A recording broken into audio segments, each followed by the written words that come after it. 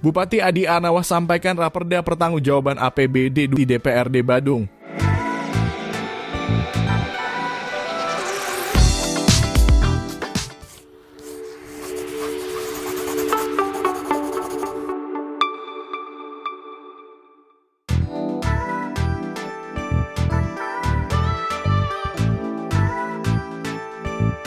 Pada Kamis 3 Juli 2025, Bupati Badung Iwayan Adi Arnawa menyampaikan penjelasan resmi terhadap rancangan peraturan daerah tentang pertanggungjawaban pelaksanaan APBD Badung tahun anggaran 2024. Rapat paripurna yang berlangsung di ruang utama Gosana kantor DPRD Badung ini dipimpin oleh Ketua DPRD I Gusti Anom Gumanti.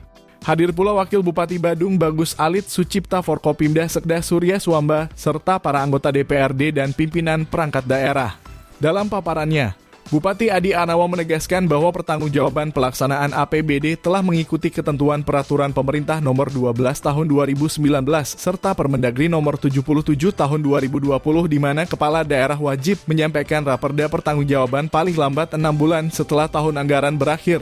Kabar membanggakan laporan keuangan pemerintah daerah Badung tahun 2024 kembali meraih opini wajar tanpa pengecualian dari BPKRI. Hari ini saya selaku Bupati Badung bersama Pak Wakil Bupati Badung telah menyerahkan rancangan peraturan daerah tentang pertanggungjawaban pelaksanaan anggaran pendapatan belanja daerah dan Badung tahun anggaran 2024. Secara prinsip dari rancangan yang kami sampaikan memang ada beberapa yang tidak mencapai target dari target belanja termasuk pendapatan yang kita pasang. Sehingga saya melihat bahwa akibat antara belanja disandingkan dengan pendapatan tidak sebanding sehingga terjadi beberapa kegiatan yang memang tidak dilaksanakan. Namun di hilirnya saya melihat bahwa telah terjadi pengendalian yang maksimal, di mana terbukti kita bisa mendapatkan silpa, perhitungan anggaran lebih sebesar 381 miliar lebih.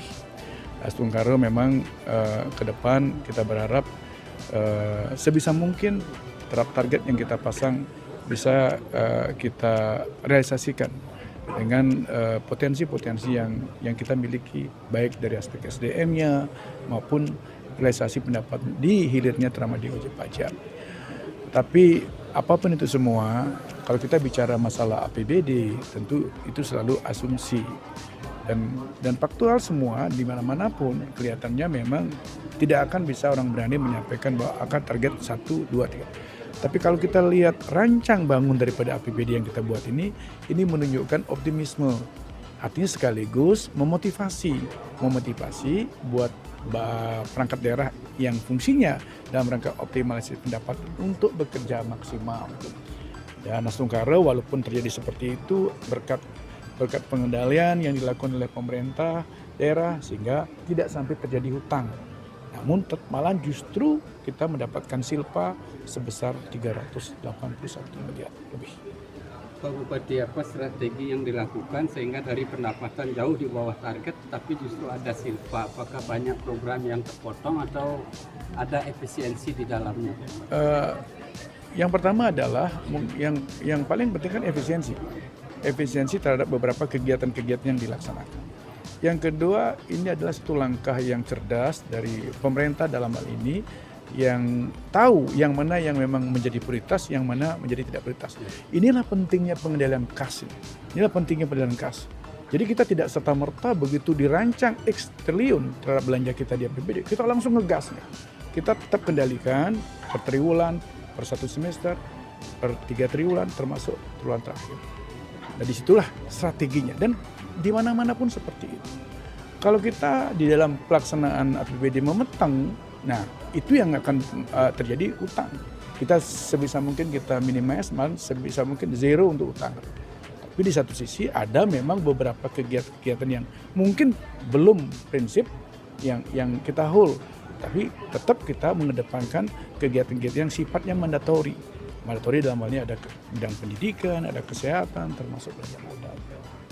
Ya gini, jadi berdasarkan PP 12 tahun 2019 itu ayat 1 sudah sangat jelas bahwa 6 bulan setelah anggaran di tahun berjalan berakhir, kewajiban dari Bupati untuk memberikan laporan pertanggungjawaban atas apa yang sudah dilaksanakan pada tahun sebelumnya atau yang sekarang ini kan tahun 2024. Jadi saya terima kasih, jadi pelaksanaan ini sudah bisa sesuai dengan aturan yang ada. Jadi sebelum 6 bulan ini Astungkare ini bisa sudah kita sahkan di Dewan. Kemudian ada beberapa hal yang memang yang nanti akan diberikan saran-saran oleh Dewan, dan salurannya adalah melalui pandangan umum fraksi-fraksi tanggal 8. Jadi hari ini kita baru bisa menyampaikan bahwa baru menerima dokumen. Jadi nanti melalui perpanjangan tangan fraksi-fraksi kita akan menyampaikan tentang laporan pertanggungjawaban ini. Apakah sudah sesuai dengan satu visi dan misi Bupati, yang kedua ya tentu untuk masyarakat Badung secara keseluruhan. Nah, nanti akan ditanggapi melalui pandangan umum fraksi-fraksi.